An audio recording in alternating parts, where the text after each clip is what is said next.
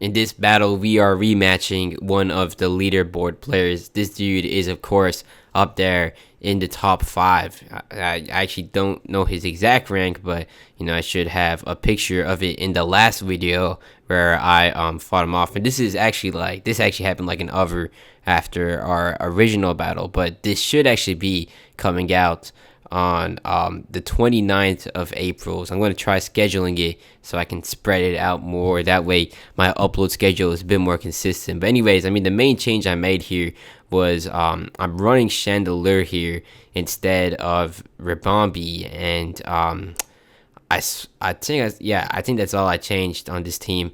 And the primary reason for that is because I wanted something that would actually be able to effectively check Libero Cinderace.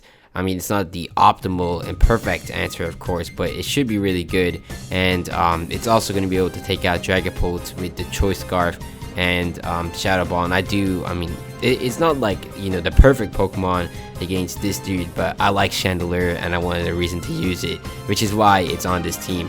So anyways, off the bat, we have the initial matchup here. It's just Chandelier and Cinderace. And I decided to go for the trick. It's very bold because I was thinking he was going to go for the Sucker Punch, but he actually goes for the U-turn, which is also fine because getting a Choice Scarf on Cinderace is going to be really valuable. And Cinderace can still operate with Choice Scarf. It's not completely neutralized like a Pokemon like Chansey would be, but it's still going to be incredibly effective for my team because this team, nothing's gonna outspeed it, base level at least, without without Sticky Web, and with heavy duty boots, nothing's gonna work. So that would effectively just limit Cinderace to one move per turn, if that makes sense. Yeah, I think so. I don't know how to explain it, but you should get the point. So anyways, here he goes into Dragapult, and I can't trick this again. So I'm gonna have to go into Cradily here on the Shadow Ball. And of course, Chandelier is a pretty valuable Pokemon to keep even without the Choice Scarf. They can definitely come back in later in the game as long as I bring it in at the right time. So the good thing is Cradily actually eats up that Shadow Ball incredibly well, and I guess that's kind of the consequence here of running Shadow Tag over Life Orb or Choice Specs. So that's good because now we actually have an effective answer as long as I keep him healthy. So I'm going to take this opportunity to fire off a Stellar Rock because I want to kind of set up an element of pressure, especially against switching, because now that his Cinderace doesn't have heavy duty boots, he's not going to be able to pivot it in and out too freely, since he's going to be taking 25% chip damage every time he comes in on the Stellar Rocks. So now he's actually going to go for the Sticky Web, which is why I did a raw switch to Excadrill. And here you might say go for the Rapid Spin, but I know that this guy is probably going to predict that because that's exactly what anyone would do with Excadrill, which is why I'm going to go for the Earthquake.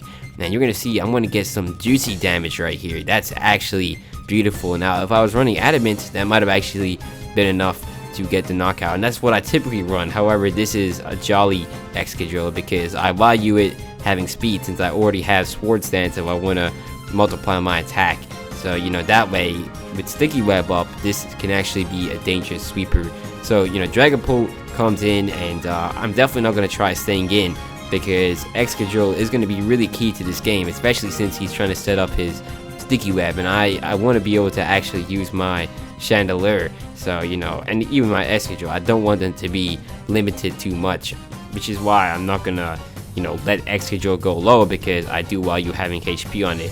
So he's gonna go for a Flamethrower, and since that's not stab, it's actually gonna be really weak against Cradily right here. However, this is still extremely dangerous because if he goes for a Draco Meteor like he does right now, I could die. Now luckily I barely live, and I go for the Recover because I need to make sure I'm in a healthy range. And now really Dragapult has been neutralized, because if he tries to switch out, he's gonna die when he comes back in from the Stealth Rock damage. So I am not that worried. That's why I'm not trying to finish him off. I'm just trying to recover and get as much HP as possible.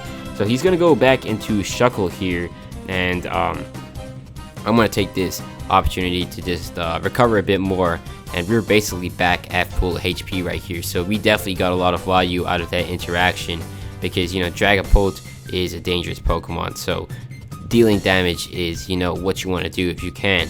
So anyways, I'm going to bring Escadrille back in because I want to definitely limit what he can do here, because I mean I don't want him to try and stack all these entry hazards and then me not being able to rapid spin them off. Like, you know, entry hazards aren't going to be too fun, so you know, you always want to try and limit them if you can. Now of course you don't want to be doing stupid decisions. Like, you want to make sure that when you try and remove the entry hazards, it's actually a safe time.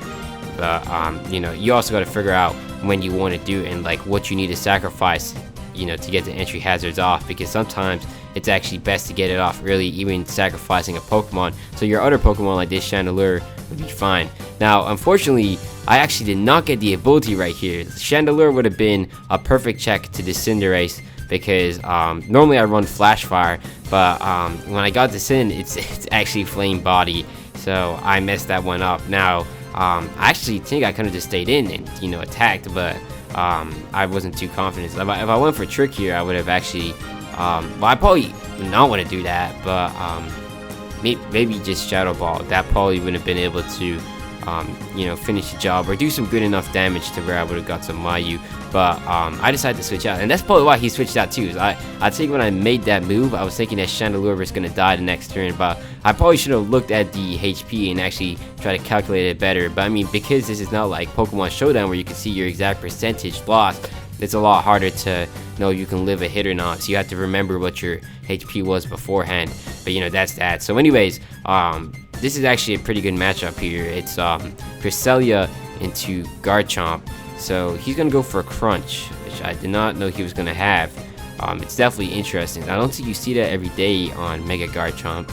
I mean, normally it would be a lot more dangerous if I had Swords Dance and Outrage. However, for me, because I have Thunderous Terry, and I'm actually not too concerned about Swords Dance because he doesn't really have a way to limit my speed or raise his own speed in this generation, and Hidden Part Rise will be enough to one-shot him even from full HP.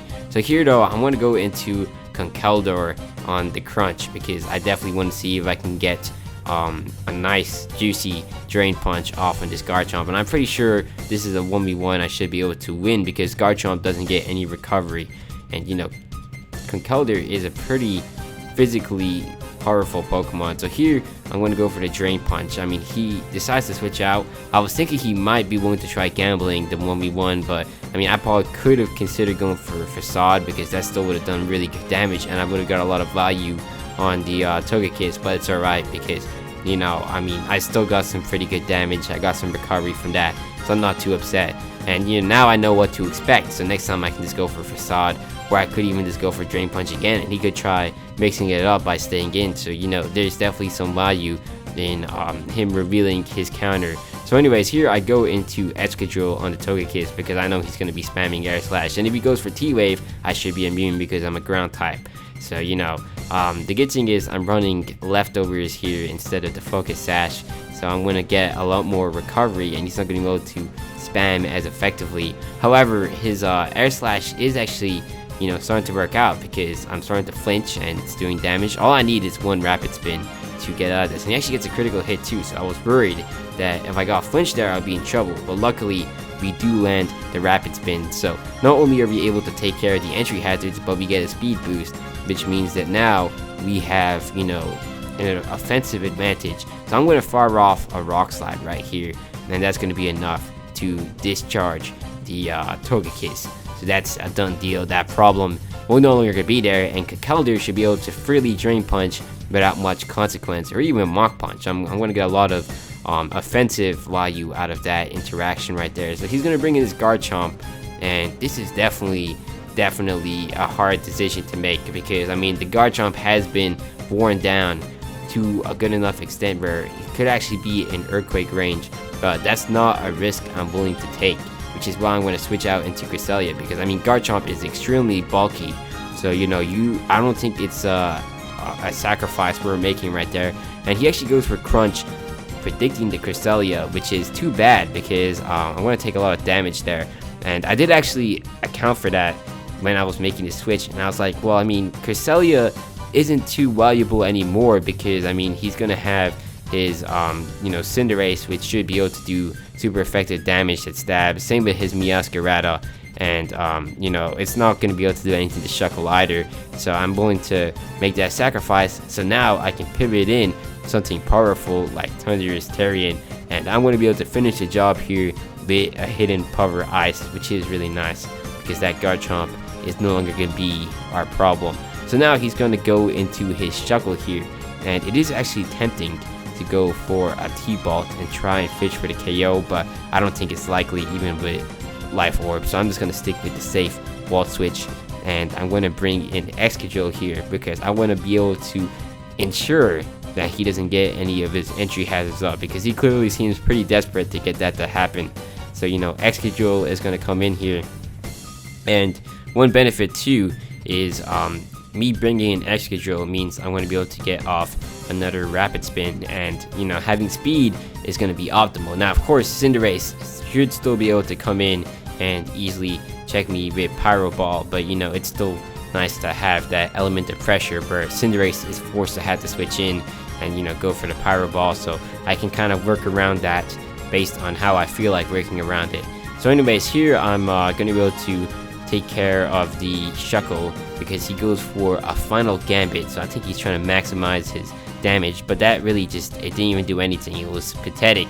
I even think that was worth going for there, but I mean, I guess it makes sense because, I mean, what else could he do? He probably just wanted to get some damage off and pivot in one of his attackers. So I don't really think Meowscarada was the best play. I mean, maybe he didn't want to have to bring in his Cinderace since he knew it was going to be choice locked and that could be, you know, disadvantageous to him.